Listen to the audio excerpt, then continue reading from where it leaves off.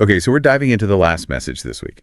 Oh, this one. I see what you mean about picking a story that gets under your skin right off the bat. Right. From the first minute, it just grabs you. Yeah. So Shadow and Enigma Hunters, the podcast within a podcast, they're doing an episode about this guy, Alejandro. And Alejandro's dealing with the death of his brother, Daniel. Yeah, and it seems like a pretty straightforward grieving brother kind of thing, trying to cope with the loss. It's a universal experience, right? That immediate sense of loss. We latch onto anything familiar. Exactly. Except in Alejandro's case, he gets this text message, supposedly from his dead brother, Daniel. Whoa. Okay, now that's just cruel, even for a fictional podcast. It's like one of those moments where you think, okay, wrong number happens all the time. Yeah. But the message itself, it just sends chills down your spine. What does it say? It's something like, don't believe what they've told you. They. Ooh, that's ominous. Right, they. Like there's this whole conspiracy going on. And then it ends with, the truth is closer than you think. Okay, see, now that would send me down a rabbit hole. I'd have to know more. It's that classic hook. Totally. And of course, Alejandro is devastated, but this message, it's like a sliver of hope, Could Daniel actually still be out there? So what does he do? He starts digging into Daniel's life, ends up at an abandoned factory where Daniel had a workshop. And what does he find? Let's just say it gets complicated. There are hidden projects, whisters of a secret group obsessed with the unexplained. So it's not just a ghost story. That's the thing. They play with your expectations. Is it paranormal? Is it a conspiracy? Or is Alejandro just losing his grip on reality because of the grief? It's brilliantly done. That's what makes these fictional podcasts so compelling. It's like they can tap into our deepest fears and anxieties in a way that other mediums can't always pull off. Totally. And just when you think you're starting to get a handle on things, the story throws another curveball. Alejandro finds Daniel's notebook, and inside there's this line, if anything happens to me, trust no one. Okay, chills. Literal chills. Right. But it gets creepier. The line doesn't end there. He goes on to say the truth is hidden in the reflections. The truth is hidden in the reflections. What does that even mean? And that is the million-dollar question, isn't it? That line, the truth is hidden in the reflections. It's like, it's haunted me ever since I heard this episode. It's such a loaded statement, right? Because on one hand, you could take it literally. Like there are actual reflections, mirrors, windows, something like that, where clues have been left behind. Exactly. But then there's this whole other layer, the metaphorical interpretation. Like what are we not seeing? What's being reflected back at us that we're misinterpreting? Or maybe it's even deeper than that. Perhaps it's about Alejandro looking at himself, Oh, interesting.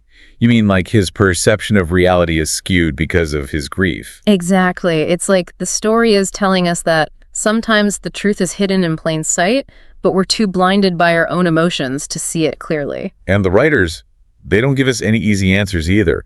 In fact, they just keep piling on the suspense. Remember that whole they thing from the text message? Oh yeah, the mysterious they, whoever they are. Well, Alejandro starts getting these weird vibes, like he's being watched.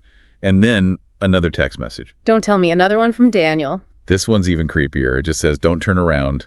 They are here. Oh, no. See, that's just messing with you. To actually hear those words, knowing someone, even a fictional someone, is in danger. Right. And the episode ends on this cliffhanger with Alejandro frozen, phone in hand, trying to decide whether to turn around or not. What's really effective about this episode is that we never actually see them. It's true. They remain this unseen threat throughout the entire story. Which, let's be honest, is way scarier than any monster or ghost they could have shown us. Oh, absolutely. It plays on that primal fear of the unknown, of being watched, of not knowing who or what to trust, and it leaves you with this lingering sense of unease, like you're constantly looking over your shoulder. And the episode doesn't answer the big questions either. It leaves you hanging, wondering, is Daniel really out there? Is Alejandro losing his mind? It's like that feeling you get when you wake up from a vivid dream and you're not sure what's real anymore. Exactly. And that's what makes the last message so effective.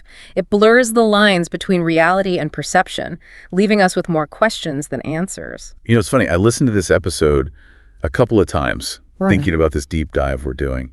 And every time, it just messes with my head a little more. Well, that's the sign of a well-crafted story, isn't it? It gets under your skin and makes you think. Totally. But it's more than just a creepy story. It feels like it's saying something about, the nature of grief. Loss, that need to make sense of things even when it feels impossible. Yeah. Like, we're wired to seek answers, right? It's a survival instinct, trying to find patterns, make sense of the chaos. And sometimes, in that search for answers, we end up clinging to the most fragile threads of hope, even if it means questioning everything we thought we knew, just like Alejandro. And I think that's the point where the last message really gets to you, because we ask ourselves, how far would we go in that situation? Right. If we were in Alejandro's shoes, would we ignore the doubts, the inconsistencies, or would we keep digging even if the truth might be, I don't know, dangerous? Or even worse, what if the truth is that there is no truth? At least not the one we were hoping for. Oh, man. See, that's what gets me. It's like the episode is saying that sometimes the scariest answers are the ones we find within ourselves. That's a powerful message. And it makes the last message more than just a ghost story. It's a story about facing our own inner demons, the shadows we carry within. And that idea, it stays with you long after the episode ends. So if you're looking for a story that'll keep you up at night, both thrilled and a little introspective, go check out The Last Message. It's a wild ride, and it might just make you look at your own reflection a little differently.